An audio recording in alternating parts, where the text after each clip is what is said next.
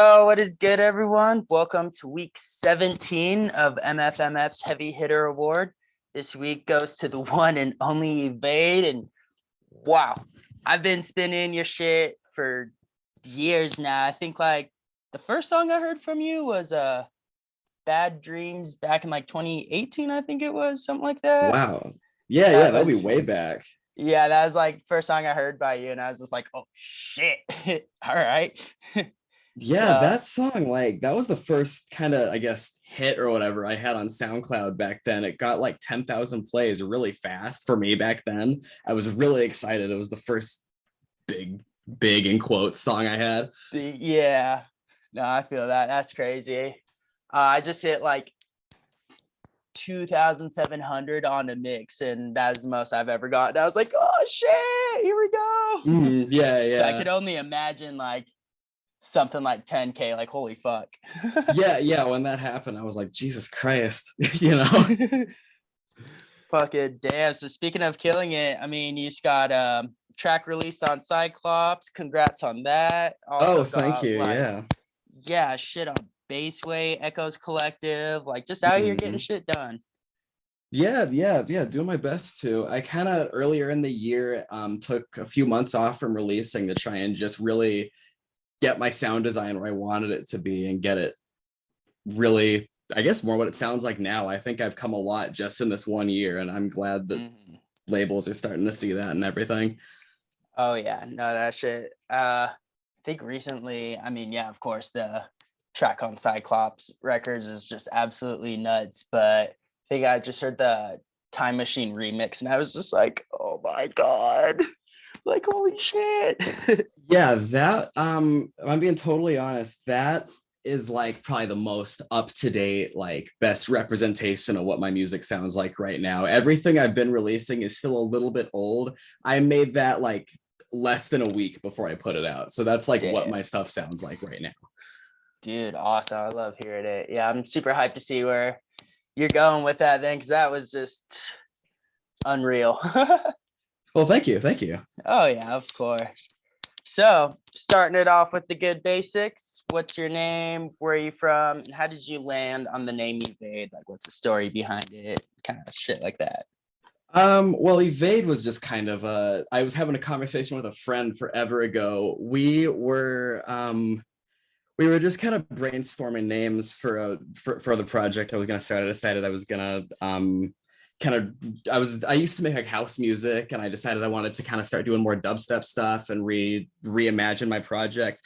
We were kind of making fun of the whole like changing the letter A to the letter V thing that was kind of a trend on SoundCloud. We were Yeah. basically making fun of it. And then one of us, I can't even remember who it was, but one of us said like it said evade, and I really liked how it looked with the V because it had the V right next to the other V, and I just liked how it looked written out all in caps. I know it's Yeah. really confusing to read out, but just like looking at it written out, I just really like it. Yeah, no, it Um, definitely looks sick. my name in real life is Sam. I'm from Boston. Oh, I've been dope. making music for, I realized actually the other day, like 9 years now. So I've been at it for a while. Wow. Holy crap. Yeah. Yeah. I Damn. started when I was 15 and I'm turning 24 next month. So yeah, it's Holy about shit. 9 years. That's insane.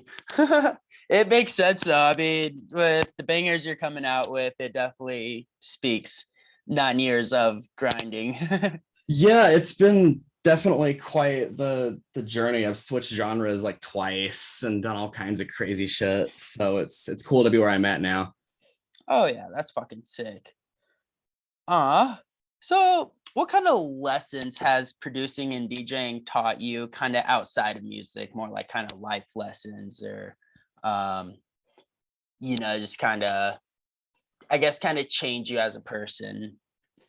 I feel like I feel like listening to people talk about music and working on music with other people and stuff like that has really sort of opened my mind up to like the different tastes that people have. Like, so I feel like when I started off, I sort of assumed, oh, everybody's got the same fucking, everybody thinks the same shit is bad that I think is bad. Everyone thinks the same shit is good that I think is good. And over time, I started to learn, well, it's not really how it is. And I think that's kind of, that doesn't just apply to music. Like people's different experiences definitely are not the same person to person. And I think that talking to people about music has helped me to see that a lot more. Okay, that's dope. I kind of feel that definitely too. I mean, being someone who I guess you could say primarily listens to more kind of underground side of EDM, it's like, why aren't these guys bigger? I'm over here losing my shit to this, and it's not getting too much spotlight or stuff like that. And it's just Yeah. Yeah, I mean, what's also sad is being globally like accepted most of the time means you gotta be like more softer, kind of poppy, kind of stuff more for the masses. Oh, definitely. Yeah. It just kind of sucks because like, yeah, it's same way. Like, I'll hear something, I'm like, I'm not really too crazy about that, but then it's getting millions of plays, and then you hear something small, and you're like, holy shit! And it's like sitting at 5K or something. Yeah, no, I know exactly what you mean. It's I think I've put a lot of time too into trying to get my own taste to align with what I feel like the taste of the masses are, so I can kind of subconsciously just create what people want to listen to. Oh yeah, no, it's definitely part of it, because I mean, if you're just making stuff that no one likes, then obviously no one's gonna be listening or sharing it. So find that fine line between, not Your giving own, a like, fuck and doing your own sound, and then still making it listenable for other people is definitely tough line to find. yeah, exactly. I find for stuff like that, a really easy way to get out of that, like sounding the same as everybody else box, is to get inspired by things that aren't dubstep. I use lots of like old video game sounds and stuff like that in my music, and I used to use like lots of old movie samples and all kinds of stuff like that that would get me inspired. That's not at all related to dubstep, just because it's just something else to add a little bit of extra flavor.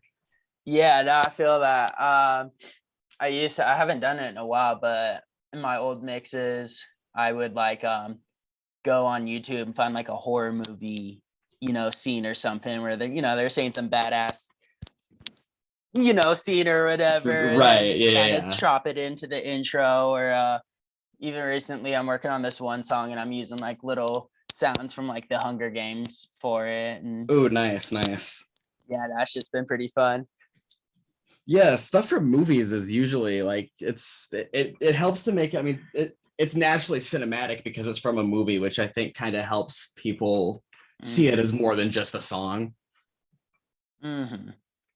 So kind of speaking about going from a house, it's different genres and hopping around and all that. What is it about the heavier side of EDM that kind of has been drawing you in more versus house or other stuff? To tell you the truth, I feel like that's sort of how it's always been to a degree. Like even when I was making house, I was making like kind of like darker, angrier sounding, like that. There was a style of big room music that was popular on SoundCloud in like 2015 that was like hard style influenced and kind of angrier, and that was more what I was into for a couple of years. And I just feel like naturally for the entire time I've been into EDM, I've just gravitated towards darker, heavier genres. I don't fully know why. It's kind of always been my thing. Yeah. Would you say like before EDM, were you like into like metal or like? A little. I kind of started with EDM, honestly. Like Okay. I found Daft Punk actually is how I really got into like, that's when I really got into music for myself, I guess, is when I found Daft Punk. So and that's just like house music. Yeah. Nice.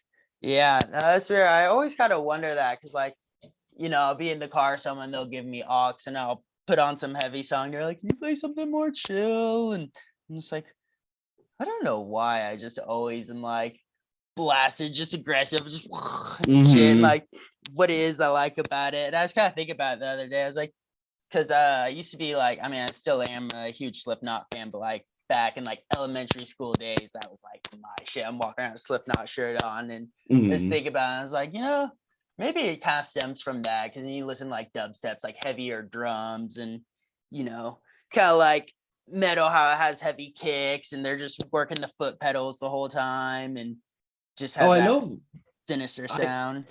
Yeah, I know so many people that are into dubstep now come from metal. For me, it's kind of been the opposite. Like I've started to appreciate some metal and even some like it's like streamy like trap music like Scarlord and shit like that more because of dubstep, I think. It's almost been like the opposite for me. Okay, that's interesting. That's so. Um, so what made you want to start making music like in the first place? Did you see like a friend doing it and it intrigued you, or were you at a show and you're just like, dude, I gotta be up there doing that? Like, I like in middle school there was this class that we were in and part of it was using GarageBand that they had on the computers there. And we were yep. just like, I don't even know what the actual project was, but I just got lost in just like putting the loops together that were already like built into GarageBand and just arranging those already pre-made loops into my own songs. And I did that like at home and at school for like a year before I ever even really tried to make anything for myself. But I think it really just kind of snowballed from that. Nice, that's cool. I definitely, yeah, I hear a lot of people go, well, back in the days when started on GarageBand, Yeah, yeah, that was definitely. what do you use now? Are you on Ableton or Fruity Loops or Yes, I'm on Ableton now. nice, nice. I was on Logic for like God, like 5 years or something, which is Oh shit. basically, if you don't know, it's basically just a really souped up garage band. Yeah. Um, it's pretty nice. It's just not, I don't think it's the best for EDM a lot of the time, but it's definitely pretty good. Yeah. No, it's interesting when you hear like a bigger artist and they're like, yeah, I'm on Logic. It's like, what? No fucking way. Yeah, there's definitely some surprising names. I think I heard like Zomboy mixes his stuff in Logic and stuff, which What? honestly does not surprise me for how good his mixes are. Logic is like fine-tuned for mixing and like recording and shit like that. So I'm Okay. not too surprised to hear that given how good Zomboy's mixes are. Yeah, no, that's crazy. I didn't know that though. That's definitely something I kind of want to look into more. That'd be dope. Yeah. Um, so what would you say is the most draining part about being in the music industry? I mean, I guess probably just like the constant pressure to just release music constantly. Like Mm, I can even tell you from experience, like just going a couple months without releasing can have a pretty major effect on how far your next track gets. I used to adhere to a pretty strict like one track a month schedule, and it was kind of just grueling to do it that much. And I'm I'm better at it now at kind of finding a balance between just making music and doing other shit, but it's definitely still probably the hardest part. yeah, that's crazy. Just yeah, wow, one song a month, just getting that whole completed. And then I can imagine by the end of the month too, if there's still a decent amount left, just that stress of waking up every day and being like, fuck, I should hop on, start grinding at that. And I don't know how I did it. Like I did it for a solid year and I self-released an EP in like 2019 and I just released the EP along that same schedule, along that 1 month schedule. So I had damn, 4 tracks 1 month and then the next month another track. I don't know how the fuck I did that's insane. that. Holy shit. Uh so everyone kind of goes through moods where they don't feel, creative or don't like what they're making. And when that happens, do you try to like grind through it and keep working, or are you like, I gotta need to take a break, do something else? So I know there's kind of this I guess you could say discussion of, knowing when you actually really need to take a break and step away for a while, or being like, I'm just not feeling it today, but I need to, get some practice in or get some work done, and just kind of going through it and maybe, finding a creative flow. Definitely. What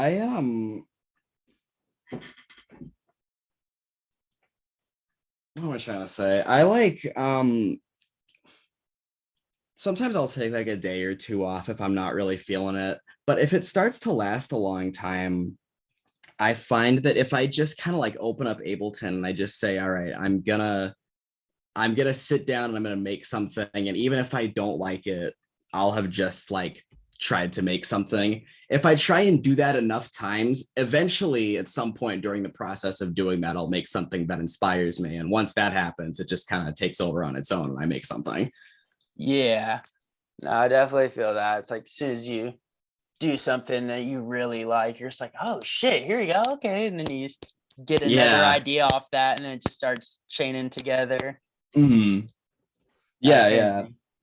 It's just like a matter of like kind of like even sometimes when you don't feel like it, just like making yourself like sit down and try and make something, because if you, I guess, like luck into something you do like, then you do feel like it. Yeah. And then even if not, I mean, practice, it doesn't hurt anybody. Mhm. Yeah, yeah, Working that on some too. shit. And even if, at the end of the day, you just trash the whole project, you still spent a good amount of time, maybe learning new shit or just Oh yeah, yeah, practicing. definitely. Oh yeah. Definitely. Uh oh, this is one of my favorite ones. What is the craziest thing you ever witnessed at a show, either like playing or in the crowd, just some kind of event or something happened where you're just like, dude, what the fuck? Oh, I mean, there's been some funny stuff. You've probably seen some of these videos.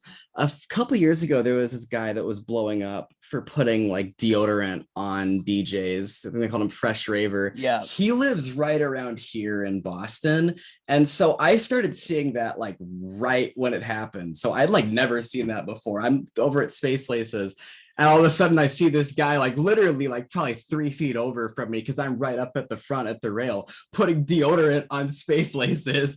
I'm like, bro, what the fuck? Oh my god, that's hilarious. And then like in the next few months, I open Instagram and I see videos of him doing the same thing to more and more people, and it's getting bigger and bigger. And I'm like, holy Yeah. shit, that's the guy. That's the guy from the Space Laces show. Oh yeah, no, it was ratty. I saw a video with him, and I think he's putting deodorant on Al Ross.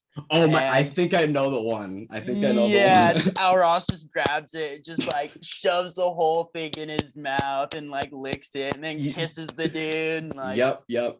I was just like, bro, he probably put deodorant on so many people that day. I think that was at Lost Lands too. So Oh my God, yeah. everyone's already sweaty and musty and shit, and then now Ross just grabs it, just and just Oh my God, yeah, that shit was crazy. what a dude though.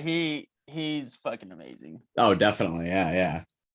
Oh shit. And then yeah, even late at the last Lost Lands, there's the milk guy on the raft who's throwing the money out and the milk Oh my everywhere. gosh. Yeah, yeah, yeah.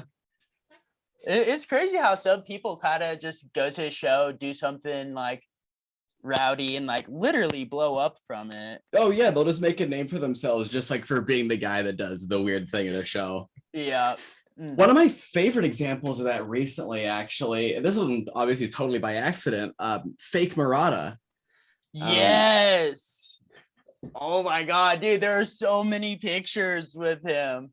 Yeah. It is insane. And then Murata actually took a picture side by side with him. It is great. It's so funny. It just happens to look like him. That's all it takes, you know? So some dude walking around, immediately people are like, holy shit, can I get a picture with you? And he's just like, yep. I think the grossest one that got super famous that I actually sadly kind of witnessed was at a Base Canyon. I don't know if you heard of Boof Girl.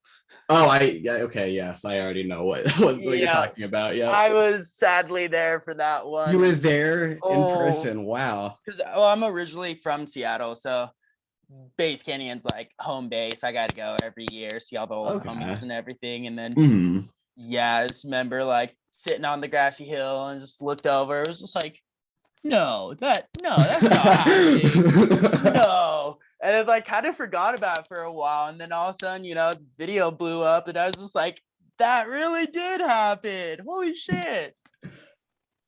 Yeah. Oh my gosh. I remember seeing that. That was my whole Twitter feed for a week. I remember that.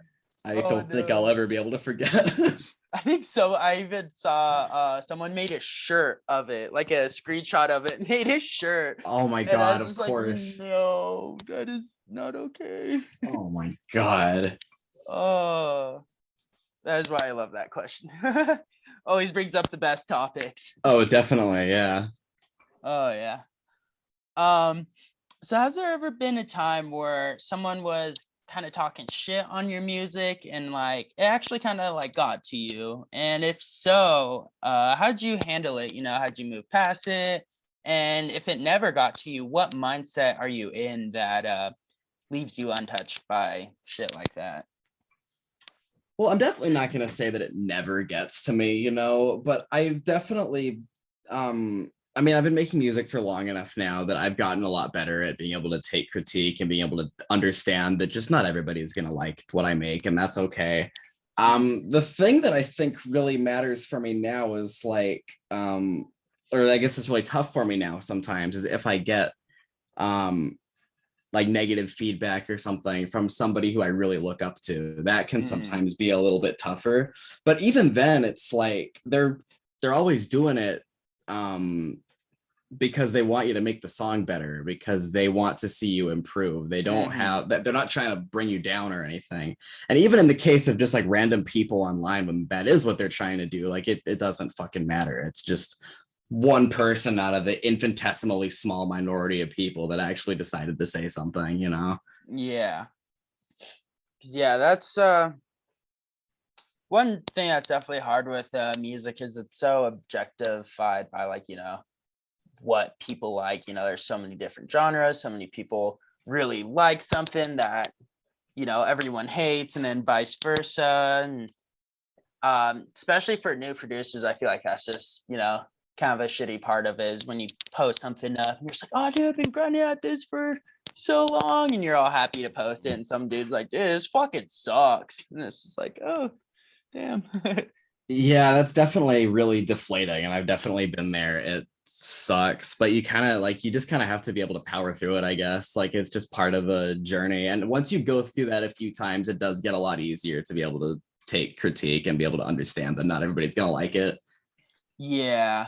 And then, God, I just feel bad for the people who see constructive criticism as like an insult or something. Someone's like, oh, you should make this a little bit louder, mix this a little better or something. There's like, you like kind of get butthurt about it. And, That's another thing. yeah, Yeah, really, like it some is just like, people, oh no.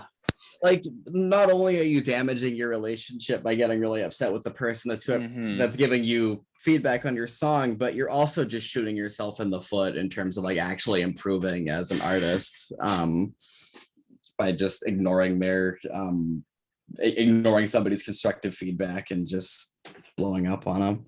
Yeah, that's stuff I can't stand to see. I mean, it's like, especially if you like send your music to someone, they take time out of their day to listen to it, write out, something to try and help you, and you just kind of, oh, you didn't say it was good, bye. And it's just like, no, that's not how it works. I will say I talked to lots of just like random music producers over the years, and 99.99% of the people that I give feedback to are really great about it. They're really nice. They understand that they're asking because they want help, and I'm just trying to tell them what I genuinely think, and I'm not trying to hurt. And it's pretty rare that I think that people don't get that, which is nice. Yeah,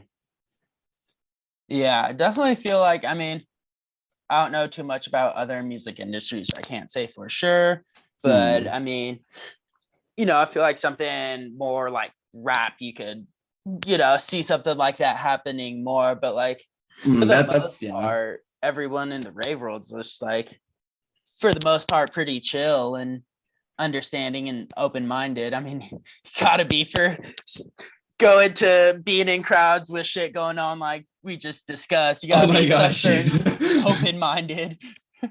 You have to be okay with some degree of bullshit. Yeah. But yeah, no, it just sucks to see that. Yeah. Uh, um, so do you think rhythm, dubstep, tear out, kind of just the heavier side of EDM, will ever get a mainstream break? Kind of like old school, gangster rap or even mumble rap now. Like when NWA first came out, that whole style rapping, it was for the most part pretty frowned upon, and they were banned in certain towns or states or whatever from performing and shit. And now you walk into Dave and Buster's and you'll hear songs about drugs, money, and women, or like you'll see Lil Wayne on commercials or Ice Cube in movies. And do you think there'll be a day where you'll turn on the radio and hear like sudden death or see like Excision on a commercial or something? I don't know if it'll ever be quite to that level, mostly just because of the difference in energy between those types of tracks. But I do think that like heavy dubstep or really just heavy EDM in general is going to get a lot more of a mainstream break in the future, just because I see lots of like heavy rap acts and heavy metal acts getting a lot larger than dubstep acts are. But I think that's really just because the genre is so much newer.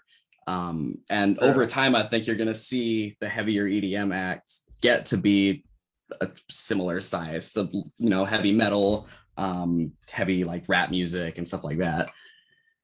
Yeah, and I guess that's really a kind of interesting thought is, back in the day, yeah, that was kind of the start of all that, is the first time that was happening, and dubstep wasn't even a thought back then, or like even comprehensible. I can't even talk right now. But yeah, and then now it's just because it's so new. It's kind of cool being born in that generation of where that's kind of starting and watching this go literally from absolutely nothing to where it is now. Yeah, I mean, EDM is still in the grand scheme of things, it's one of the youngest types of music. It still has a lot more growing left to do before it reaches the size that it's ultimately going to get, I think. And it's, I guess another thing that's kind of hard it makes it a little bit harder for certain EDM genres to grow is the fact that there's so many of them. Like, with like rap or metal, for the most part is kind of, you hear it and you're like, oh, that's metal. And, not saying it all sounds the same, but in a way it kind of does, versus with EDM, you go from tropical house to tear out and it's complete opposites, nothing similar really. Like, and then I feel like because of that, it's harder for it to grow because there's going to be a big fan base just for the tropical house, and then different fan base for tear out, and there's some people that like both. But well, I don't know if it's so much about like the same people liking something like tropical house and tear out as much as it is like the same people that might be into a really heavy metal track also liking tear out versus somebody that's more into like pop music or softer music might like tropical house as well, and they maybe don't listen to it because they haven't been exposed to it because EDM is so new. okay, yeah, that makes sense. Yeah, that's just, I'm hyped to see where it goes, because I mean, you look at people like Armin van Buuren, who's Oh getting yeah. up there in numbers, and he's been doing EDM since years before I was born. And it was just such a different type and such a different sound back then, and even now he's still coming out with shit and doing his pho. But it's just interesting to see this whole different sound go. I mean, even from like back in middle school when I was listening to dubstep and until now, it's just like changed so much, and there's so much new techniques and new plugins, and it's just constantly growing, and there's new ways of doing things and new sounds you can make and shit. Yeah, the scene is just changing so fast all the time, faster than ever, and I think it's just rapidly increasing at the rate that it's just changing and evolving. Yeah, no, it's gonna be crazy when we're Armin's age to, see where it's at then. Like, Oh, yeah, I sometimes wonder what kids are going to be making when I'm that age or even older, like what it's going to sound like. I just wonder how much of a trip it is for him to, play alongside people and go to different stages, probably at a festival or something, and be like, oh yeah, back in his day, and now he's doing it, and he's just like, wow, this is Mhm. fucking. I mean, even alone with how big the festivals are getting. I mean, back then, yeah, it's this old kind of warehouse, low key kind of shows, and now you got shit like EDC happening, where it's just hundreds of thousands of people. Yeah, it's crazy. I hope we get to see that, like, that much growth too by the time we're that age, to just see how massively bigger it is from now. I think that absolutely could happen. I think it's really just a matter of more people getting exposed to it. I really think that's all it is. Oh yeah, especially with all these like viral videos going around of stuff like the milkman dude or the deodorant guy. Maybe someone doesn't listen to EDM, but they see that video and they're like, oh shit, that's funny, and they're like, what is that music though? What is that festival, and what's going on there? And Yeah, like, that certain looks like stuff. something fun's happening. Yeah. That definitely kind of happened to me. I mean, I kind of knew what raves were, not really. And then I saw a video from Excision's Paradox with the wonky song where the T-Rex came out and it's all like Oh, raining and shit. yeah, And yeah. then he dropped into that Trampa song and like all the smoke came out. And I was like, this is what a rave is?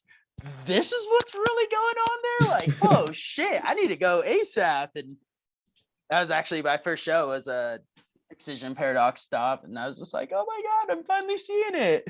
Oh, that's sick. That's sick. Oh yeah. What was your first show? Do you remember? Yeah, my first show actually I saw Bass Nectar in Idaho. I know that's kind of I guess now his reputation's not great, and I honestly hadn't even listened to him for years at that point. Yeah. But he was the first person I saw live and my first kind of live experience. He was there with somebody named Grammatic too, who I know has also really grown into their own since that show. And after that, it had been it was years till I went to another show. I like moved and I kind of didn't really think about it, I guess, for a couple of years. And then I started going again. I can't remember what the first one was that I went to, and I started going again. But the one that sticks out in my head was I saw Sudden Death. Oh. And this was around the time that like Take Your Head Off was still pretty new. He wasn't like Void didn't exist yet. Yeah. But that was kind of, I think, where I was like, okay, this heavy dubstep thing is what I really want to be doing, and this is where I want my music to go. Was at that Sudden Death show. Nice. No, I definitely feel that. I think one of the first times I saw Sudden Death, he did a Void set, but it was like super early Void. It was like he didn't even have the mask, and it was kind of weird because he did a Sudden Death set, and then out on the lineup it said Sudden Death, then Sudden Death presents Void, and it was like back-to-back set times, and he just like stayed on stage and then just started playing different music, and I was like, okay, this is weird. And that's I saw the second time I saw a Void set was at Bass Canyon in 2019, and since the first time I saw him, he didn't have the mask. I didn't, I was expecting him just to come out, and then he comes out the big, the boards and shit. I was just like, oh fuck, what? Yeah, I think he reignited the whole masked DJ thing. Like now it's everywhere again. Yeah. Which is pretty sick. I think it's awesome. Did you hear that he's gonna stop doing Void sets for a while? I think there's only like 3 more, and then he said he's gonna stop for a couple years, and I think Lost Lands is like the one of the 3 last ones or something like that. Oh wow, I didn't see that. Yeah, I think he made a big post about it, saying that something like he wants to keep it special or something, so he's gonna stop doing it for a while. And I was just like, no. Wow, well, I mean, I'm pretty interested to see like when he brings it back, what it looks like. I imagine he's gonna have a lot planned if he takes that much time off. Oh yeah, the mask is probably gonna be crazy. The visuals, just all the music too. I wonder if he's like not even gonna drop any Void music the whole time and just wait until he's playing again, then play it out. That would be. It would be sick when he plays it out, but man, those couple of years without any Void music. It's gonna be sad. Yeah. Yeah, no, I don't care where that show is. When he comes back with it, I have to be there. Yeah, definitely. I mean, he's already like made himself float and shit with like these Void sets. If he takes a couple of years off and then does a big comeback, like I'll have to be there for it. Oh yeah. I forgot what show it was recently. I think it was just a sudden death show, not even a Void one, but he came out in a casket. It had people literally bring out like this casket, and all of a sudden the door just opens and he like crawls out of it. Like, that's sick. Holy shit. Like, damn, dude, he's literally out.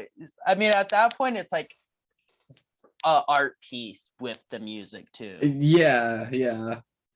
I don't know. I think that's fucking sick. I like that. I like that a lot. I wish I came up with that first, because I definitely would have done that. Might have to think of something different. Yeah, it's like it's like taking the masked DJ thing almost to the next level. How can people identify with me? Well, he's the guy that came out on a fucking casket. There's literally one way to have people remember you, because I feel like that branding is crazy important. Like, I remember I used to go to shows back in Seattle, like just, local artists and shit. And I wouldn't really remember who played, but there's this one group they'd always play, and their name was Super Square, and they'd wear like these nerdy like kind of outfits with like a vest and a tie and like these thick glasses, and they'd always do this like little square logo with their hands and everything. And I'd always remember them just because their whole get up and everything, it just always stood out, and it's just easier to remember their name and everything by that versus someone who just kind of is doing their thing. I feel like especially with EDM, branding is just crucial. Definitely. Yeah, having something that people can remember you for is definitely important. And that's just that type of just like showmanship with the casket, I think, is a really good and like a creative idea that I don't think I've seen anything like that before. That's pretty sick. Nothing like that. That's just crazy. Oh shit. And then last question. All right. If you are not already, at what point will you be content with your music career? I mean, I don't know if I'm ever like, I don't ever want to say that I'm content, because the point that I say that I'm content is the point where I stop growing, and I never want to stop growing. But I definitely I want to be able to reach a point where I can just like sustain myself with just music. I think that's everybody's dream in this, and that's kind of the only like real specific-ish goal that I have for myself. But as long as I'm constantly improving my sound and making shit that people like, I'm pretty happy. Fuck yeah, no, it's great. I definitely hear a lot of interesting replies like that to that question. Yeah, it's interesting to hear people, they either are like, I'm content with myself where I'm at now, if music stopped, I'd be happy with it and be like, I gave it my shit. And then I hear other replies like kind of like yours, where there's like, I'll never be content, because there's always more growing, there's more learning, there's more, there's always more to do with, especially in the music industry. And yeah, just being content. You just don't want to, be staying where you're at or anything like that. You always want to be looking for, more. And well, myself personally, I've found myself in situations in the past where I will feel like my music is pretty good and I'll like where it's at, and I guess I'll be content with how it sounds, and then it just stops getting better. I've I've been there before, and it's hard to kind of break out of that. And now that I'm aware of my own ability to do that, I definitely don't want to say that I'm ever content with where I'm at. Yeah. Yeah, that's good shit. I definitely yeah, I definitely love doing these interviews. I feel like this is all really good stuff for young producers or DJs starting out, hear people in their same struggles and going through the same shit they did, and seeing where they're at now, like releasing on Cyclops Records. And yeah, there's sick. a light at the end of the tunnel type shit. Definitely, yeah. I'm finally, I mean, like I said at the beginning, 9 years, and I'm finally like it seems like it's just now finally reaching a point where I'm getting somewhere, Yeah. So I mean, I know I said last question, but real you're quick, good. it just kind of popped off my head. So out of those 9 years, around average, how many hours a day roughly do you work on music Oh, I mean, when you it's do? these days I'd say I like to if I have a day off, I'll say probably 5 hours or so if I have the day off. If I'm like feeling it, if I'm inspired, if I want to be working on it. It's definitely sometimes tough for me to get that. And sometimes like I'll take a day off or I'll take a few days off, and that's fine too. Um, I've taken a couple months off before of like making music altogether. I don't like to do that, but I think it has sometimes helped me kind of stop myself from getting too set in patterns when I'm making songs, making the same things over and over again. Doing that can help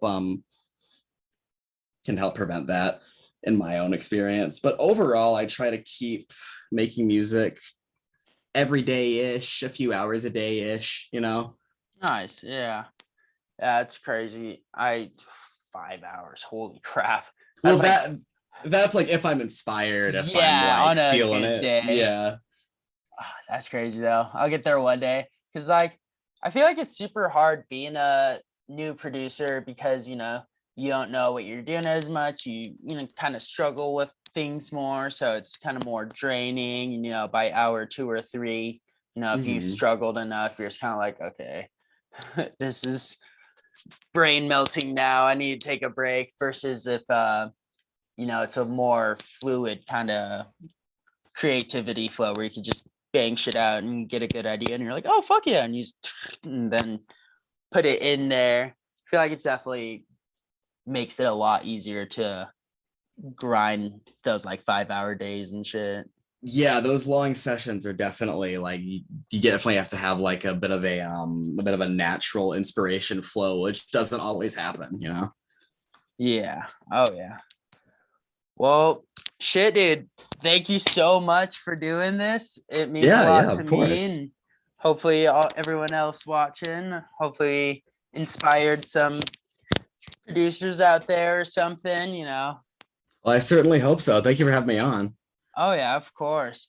And thank you guys for tuning in. We'll be back next week. You'll have to come see who we have. And yeah, just appreciate it. Thank you guys so much.